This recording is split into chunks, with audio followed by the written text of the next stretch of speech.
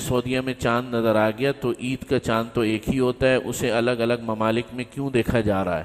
عید پوری دنیا میں ایک ساتھ ہونی چاہیے، کیونکہ عید کے دن روزہ رکھنا ناجائز ہے، اور عید کے دن روزہ شیطان رکھتا ہے۔ شیطان بھی بنا دیا بھائی نے ہم سب کو۔ نیز یہ کہ اگر بندہ 20ویں روزے میں عمرے کے لیے جائے، اس نے روزہ پاکستان کے حساب سے شروع کیے تھے مگر عید سعودیہ میں کر رہا ہے، تو کیا اسے ایک روزہ دوبارہ رکھنا پڑے گا؟ مفتی صاحب کے بیانات سننے کے لیے مفتی صاحب کے آفیشیل چینل مفتی مجود امین کو سبسکرائب کیجیے۔ جو لوگ سفر کرتے ہیں، مطلب جنہوں نے سعودی عرب میں جو ہے رمضان شروع کیا اور یہاں آ گئے پھر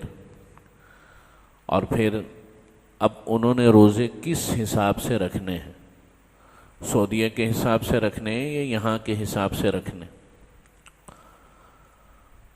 تو خوب سمجھ لیجئے کہ جس جگہ پر آپ موجود ہوں گے تو روزہ اس ملک کے اعتبار سے ہوگا۔ یہ بھی کوئی ایسا ہی مسئلہ ہے۔ جس جگہ پر آپ موجود ہوں گے اس ملک کے اعتبار سے روزہ رکھا جائے گا۔ آپ نے سعودیہ میں روزہ شروع کیا، ٹھیک ہے، پہلی رمضان کو آپ وہاں موجود تھے، بالکل ٹھیک ہے، یہاں تک کہ 10، 11، 12 رمضان کو آپ پاکستان آ گئے، تو اب روزے کا کیا کرنا ہے؟ تو آپ جہاں موجود ہوں گے، جس ملک میں آپ موجود ہوں گے، اسی اعتبار سے روزہ رکھا جائے گا۔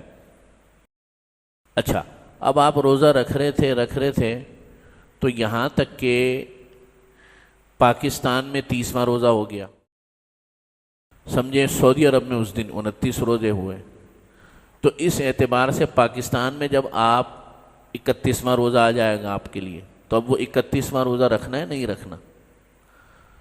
تو رمضان المبارک کا جو مہینہ ہے اور قمری مہینہ جو ہوتا ہے چاند کا، وہ تو 29 کا ہوتا ہے یا 30 کا ہوتا ہے۔ اس لیے فقہا فرماتے ہیں کہ یہ جو 31واں روزہ ہے اس کو آپ چھوڑ سکتے ہیں، لیکن احترام رمضان میں بہتر یہ ہے کہ آپ اس دن کا روزہ بھی رکھیں تاکہ امت کے ساتھ مشابہت رہے، اور یہ والا روزہ جو ہوگا آپ کا فرض روزہ نہیں ہوگا بلکہ نفلی روزہ بن جائے گا۔ لیکن اگر کوئی شخص چھوڑنا چاہے تو چھوڑ سکتا ہے، لیکن پھر وہ کھانے پینے میں احتیاط کرے اور لوگوں کے سامنے کھانے پینے سے احتراز کرے اور دور رہے۔ اور مثال کے طور پہ ایسی صورتحال پیدا ہوتی ہے کہ کسی ملک میں تھے تو وہاں سے جب یہاں پر واپس آئے، ایسا بھی ممکن ہو سکتا ہے کہ اب یہاں پر آپ کے 28 روزے ہو گئے اور 29واں، تو اب آپ کو یہاں کے اعتبار سے 29واں روزہ پورا کرنا پڑے گا ہر صورت میں، کیونکہ آپ موجود جس ملک میں ہیں تو وہاں کا جو آخری روزہ ہوگا وہ آپ کو رکھنا ہوگا۔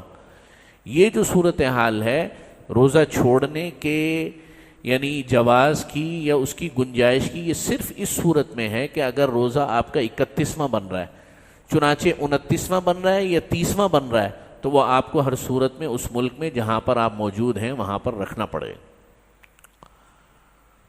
دوسرا یہ ایک اور سوال آیا، یہ بھی بالکل اس سے ملتا جلتا ہے کہ میں سعودیہ میں چاند نظر آ گیا تو عید کا چاند تو ایک ہی ہوتا ہے، اسے الگ الگ ممالک میں کیوں دیکھا جا رہا ہے؟ عید پوری دنیا میں ایک ساتھ ہونی چاہیے، کیونکہ عید کے دن روزہ رکھنا ناجائز ہے، اور عید کے دن روزہ شیطان رکھتا ہے۔ شیطان بھی بنا دیا بھائی نے ہم سب کو۔ نیز یہ کہ اگر بندہ 20ویں روزے میں عمرے کے لیے جائے، اس نے روزہ پاکستان کے حساب سے شروع کیے تھے مگر عید سعودیہ میں کر رہا ہے، تو کیا اسے ایک روزہ دوبارہ رکھنا پڑے گا؟ اس کا تو جواب میں نے دے دیا آپ کو۔ یہ جو پہلا چاند والا مسئلہ ہے یہ بھی ذرا سمجھ لیں۔ اب آج کل جو ہے نا لوگ یہ بات بڑی زیادہ کہنا شروع ہو گئے ہیں کہ بھائی پوری دنیا میں ایک عید ہونی چاہیے۔ بات یہ ہے کہ یہ کوئی تہوار نہیں ہے کہ ساری دنیا کے اندر ایسٹر یا جناب کرسمس پوری دنیا کے اندر ایک ہی دن منایا جائے، 27 دسمبر کو اور 25 دسمبر کو۔ یہ تو بھائی عبادت ہے، اور عبادت کے اندر جو معاملہ ہے، جو معیار ہے، وہ کیا ہے؟ قرآن مجید کی آیت کیا ہے؟ فَمَن شَهِدَ مِنْكُمُ الشَّهْرَ فَلْيَصُمْ۔ بس تم میں سے جو کوئی مہینے کو پالے رمضان کو تو اس میں روزہ رکھنا شروع کر دے. اسی کی جو تشریح ہے وہ آپ علیہ الصلاۃ والسلام نے اس حدیث میں بیان فرمائی, افطروا نہیں صوموا لرؤیتہ و افطروا لرؤیتہ, کہ روزہ چاند دیکھ کر رکھنا شروع کرو اور چاند دیکھ کر تم افطار کرو, یعنی کہ عید کرو. صوموا لرؤیتہ و افطروا لرؤیتہ, تو جہاں کا چاند دیکھو گے اسی چاند کا اعتبار کرتے ہوئے روزہ رکھنا شروع کرو, اور عید بھی اسی وقت کرو کہ جب وہاں پر چاند ہو جائے. اور یہاں بھی فرمایا فَإِن, کہ اگر 29 رمضان المبارک کو مطلع صاف نہ ہو, ایسا بھی ممکن ہے نا کہ بھئی چاند نظر ہی نہ آئے, مطلع صاف نہیں ہے, چاند نظر آنے, تو پھر 30 پورے کرو. تو آپ صلی اللہ علیہ وسلم فرما رہے ہیں 30 کیا کرو, اسی حدیث کا جو آخری الفاظ ہیں وہ یہ, پھر تم 30 روزے پورے کرو. یہ آج کل یہ بات کافی کی جانے لگی ہے کہ اب تو دنیا کے جو جدید میننگز ہیں, جو ذرائع ہیں, وہ بہت زیادہ ہو گئے ہیں. پہلے زمانوں کے اندر تو اطلاع نہیں پہنچتی تھی ایک جگہ سے دوسری جگہ کی, اب تو امریکہ کی اطلاع سیکنڈوں کے اندر یہاں پہنچ جاتی ہے, یہاں کی اطلاع سیکنڈوں میں وہاں پہنچ جاتی ہے. یہ بات بھی صحیح ہے. اس کا بھی جواب ہے. اس کا جواب یہ ہے کہ دیکھیں ہر ملک کا مطلع جو ہے وہ الگ ہے, ہر ملک کا مطلع الگ ہے. چاند کی پیدائش جو ہوتی ہے اس کا معیار ہے. چاند کی پیدائش جب ہو جاتی ہے تو کچھ مخصوص گھنٹوں کے اندر چاند کے نظر آنے کے امکانات کچھ گھنٹوں, شروع کے کچھ گھنٹوں میں تو بالکل نہیں ہوتے. اگر دن موجود ہو, اب یہ چاند کی پیدائش کب ہوتی ہے یہ ایک لمبی علمی بحث ہو جائے گی, میں آسان کر کے بتا رہا ہوں کہ اگر دن موجود ہو اور چاند کی پیدائش ہو گئی, ابتدائی گھنٹوں میں تو ناممکن ہے, آتا ہی نہیں ہے نظر. برتھ آف مون جسے کہتے ہیں کہ چاند کی پیدائش کا, نئے چاند کی پیدائش کا ہو جانا. پھر ابتدائی کچھ گھنٹے, یعنی ابتدائی گھنٹے جو ناممکنات میں سے ہوتے ہیں, اس کے بعد کچھ گھنٹے ایسے آتے ہیں کہ جس میں کچھ امکان ہوتا ہے کچھ امکان نہیں ہوتا.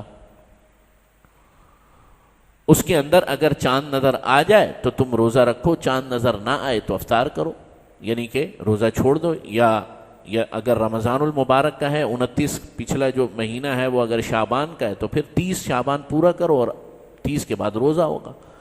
پھر کچھ گھنٹے ایسے آتے ہیں جن میں واضح امکان موجود ہوتا ہے چاند کے نظر آنے کا. تو یہ دنیا کے ہر ملک کے اندر یہ برتھ آف مون کے بعد ہر ملک کا ٹائم تو بدل رہا ہوتا ہے.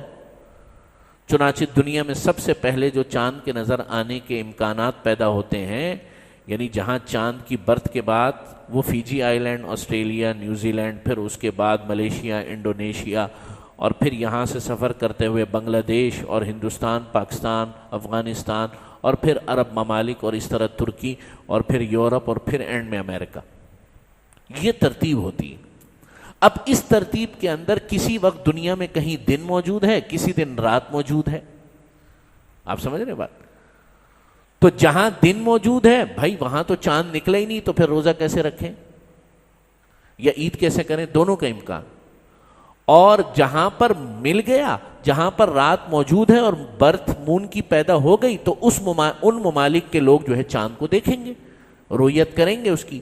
اگر رؤیت ہو گئی 29 کو, یعنی دونوں کا, یعنی شعبان کا بھی اور شوال کا بھی, دونوں کا یہ میں معاملہ بتا رہا ہوں. اگر رؤیت ہو گئی تو اس کے حساب سے فیصلہ کریں گے, اور اگر رؤیت نہیں ہوئی, نظر نہیں آیا, یا آسمان پر مطلع پر جو ہے وہ بادل موجود ہیں, یا جو دیگر ذرائع کے حوالے سے دھند موجود ہے, یا کچھ بھی ہے, تو بھائی پھر کیا کریں گے, پھر 30 مہینے, یعنی 30 کا مہینہ پورا کریں گے, اور پھر اگلے دن سے تو امکان, یعنی کہ قطعی طور پہ ہو جائے گا, چاہے وہ 1 رمضان ہو یا وہ 1 شوال ہو. تو یہ آج کل یہ بڑا لوگوں میں تھوڑا سا وہ ہو گیا ہے کہ بھائی پوری دنیا میں یہ جذبہ تو اچھا ہے, لیکن ابھی اور آخری بات یہ کہ پوری دنیا میں عید ایک ہو. اول تو چاند کے مطلع کے حوالے سے اور چاند کے امکان کے حوالے سے یہ بات ممکن نہیں ہے, ٹھیک. لیکن چلو ایک لمحے کے لیے کہہ بھی دیں کہ بھائی سعودی عرب کی طرح اگر سعودیہ میں 29 دن کا ہو تو ہمارے یہاں بھی 29 ہو, سعودیہ میں اگر 30 دن کا ہو تو ہمارے یہاں بھی 30 دن کا ہو. اگر یہ تو اس کے لیے پوری امت کے اتفاق کی ضرورت ہے. کس کی ضرورت ہے؟ پوری امت کے، اور اس میں بھی عام آدمی کے نہیں، علماء کے اتفاق کی ضرورت ہے. ابھی تک ایسا کوئی امت کے اندر اجماع ہوا نہیں ہے علماء کرام کا، اور ممکن بھی شاید نہیں ہے. اور اس کی بڑی وجوہات ہیں، اس کی بہت، شاید ہو بھی جائے کبھی کسی زمانے میں 20-25 سال بعد، 100 سال بعد، 50 سال بعد، کوئی صورت نہیں. لیکن یہ اس وقت ممکن ہے جب پوری امت کے علماء کا کوئی اجماع ہو جائے کسی کمیٹی کے اندر بیٹھ کے، کسی حکومت کے ماتحت. ابھی فی الحال ایسا موجود نہیں ہے. چنانچہ اپنی 1.5 اینٹ کی مسجد بنا کے، چنانچہ آپ کے ملک کا جو بھی ادارہ ہے آپ کے اوپر لازم اور واجب ہے کہ آپ اس ملک کے ادارے کی اطاعت کریں. چنانچہ پاکستان کے اندر رؤیت ہلال کا باقاعدہ ادارہ ہے. اس ادارے کی پورے پاکستان کے مسلمانوں کے لیے واجب ہے کہ اس کی اطاعت کریں. جو اس کی اطاعت نہیں کرے گا، اگر روزہ چھوٹے گا یا جو ہے وہ کچھ آگے پیچھے کرتا ہے، تو اس کا جو وبال یا گناہ ہے وہ اس کے اپنے ذمے میں. اس لیے کہ آپ کے ملک کے اندر ایک حکومتی ریاستی ادارہ اس کام کے لیے موجود ہے، اور اس کام کے لیے جب موجود ہے تو اس کی اطاعت کرنا ہم سب کے لیے لازم ہے. چنانچہ دنیا کے اکثر ممالک کے اندر جو ہے وہ ادارے موجود ہیں رؤیت کے، اور ہر ملک کی عوام اپنے ملک کے ادارے کی جو ہے وہ کامل اطاعت کریں. الحمدللہ رب العالمین.